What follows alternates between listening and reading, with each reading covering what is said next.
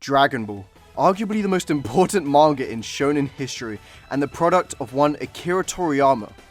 While he could be considered a genius to some extent, the man is far from perfect and is not only aided heavily by those around him, be it editors or inkers, but also is a self-admitted inspiration writer and often chooses not to plan his stories heavily and instead see where his pen takes him. Despite this, the man has accomplished more in his life than anyone could dream of and inspired countless manga that would further set the standard of modern shonen and its subsequent tropes. Enough background information though. You're here for how Toriyama creates his villains. Although I think for a man such as Toriyama, his general writing style may be much more linked to his work methods than somebody like Oda, which we'll see as we begin with the first step, the idea. Most of Toriyama's best ideas come from the mundane and everyday.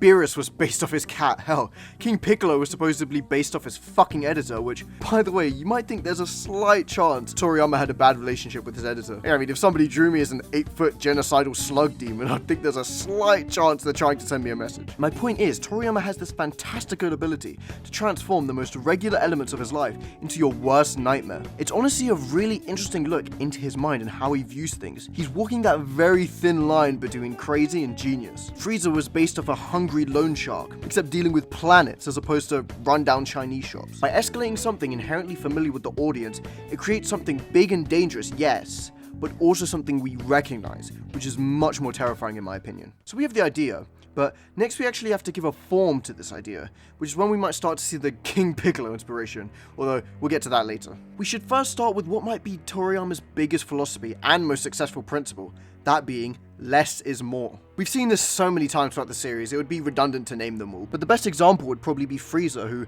goes through so many forms, big, small, spiky and scary, but at the end of it stands this odd little bulbous alien man. Frieza's final form is a complete subversion of everything we've seen by now. Its design is purposefully sleek and simplistic, which is another way of saying bland.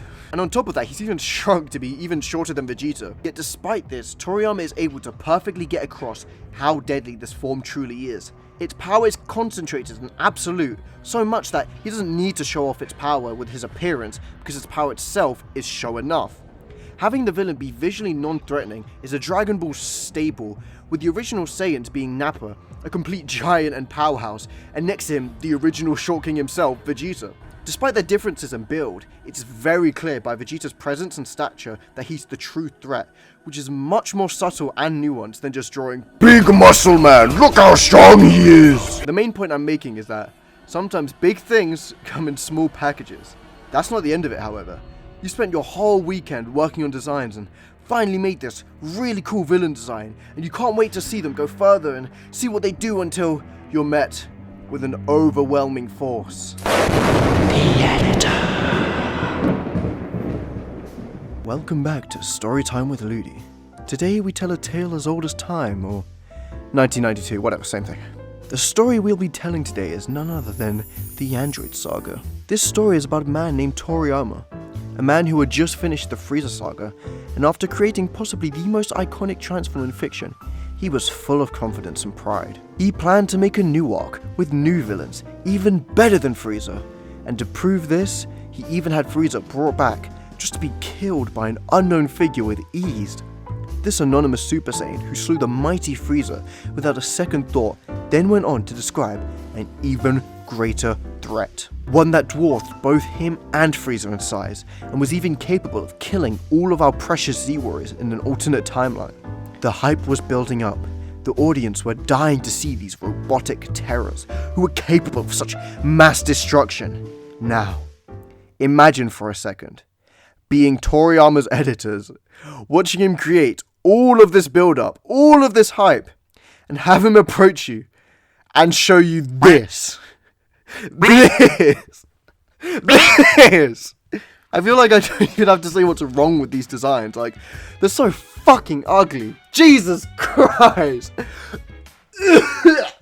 Anyway, back to the story.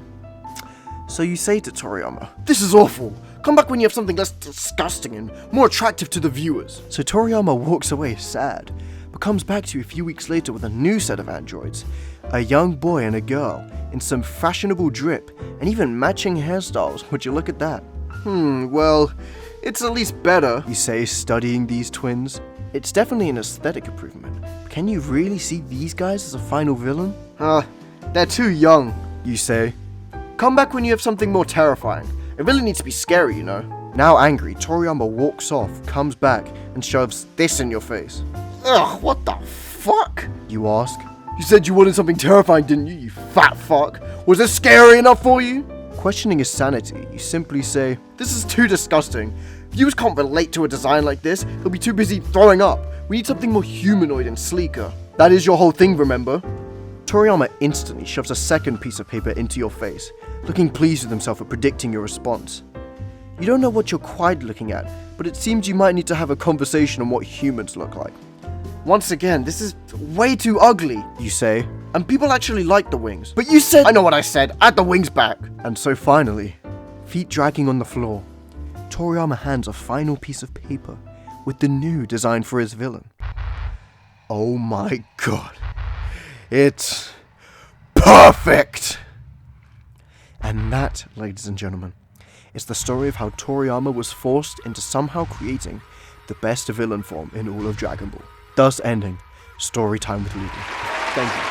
Thank you. You might be questioning why I went through all of that effort just to say that Android Saga has a lot of villains, and it's because this video is about Toriyama, not Dragon Ball, and seeing things from a behind-the-scenes view can let you understand the true battle he constantly had with his editors. And while most people consider this kind of intervention a negative thing, this is definitely a case of the editors pushing Toriyama to put out his best work, as this was definitely not his best work. Okay, so you've thought of your villain, and you've created a design for them. What now? Well, now is the interesting stuff as we get into their character and presence. Ego and pride play a huge role in Dragon Ball. Toriyama likes nothing more than setting up a character as having the most confidence and bringing them down several pegs. Whether that pride be from birthright, natural hierarchy, or hard work, it all counts towards ego. But more importantly, insecurity. Frieza destroying the Saiyans wasn't out of spite, it was out of fear. Fear that one day he would be surpassed and no longer stand on top of the food chain. Majin Vegeta was literally born out of Vegeta's inferiority complex towards Goku and his desperation to attain his lost pride back. Cell was perfect, but there's a small chance that maybe he just wanted to prove himself to the Z-Fighters because he wanted recognition for the new form he attained, which may or may not have been why he pushed Gohan to transform disguised as a power play. I mean, hey, it's all theories here. I doubt a Chad or like Cell would do something so dumb. Right? Now, there's been a villain I've been putting off talking about, and you might be wondering why, as he applies well to a lot of my points, but that's because I've been saving him for now. That being Kid Buu, who is a perfect example of a villain with presence. Kid Buu was factually an immediate threat to all life in the universe. There was no question about it. If he was left unattended to for more than a second, he would more than definitely blow up the nearest planet out of sheer boredom.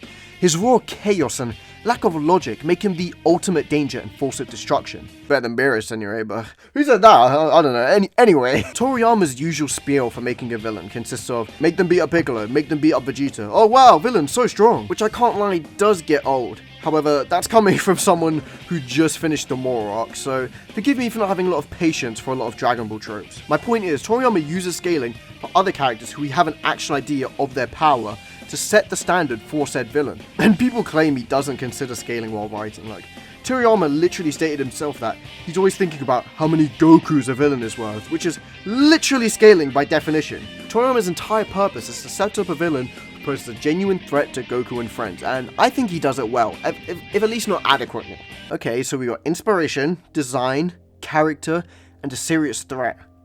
The only thing I could think of that's left would be what the villain means to Goku.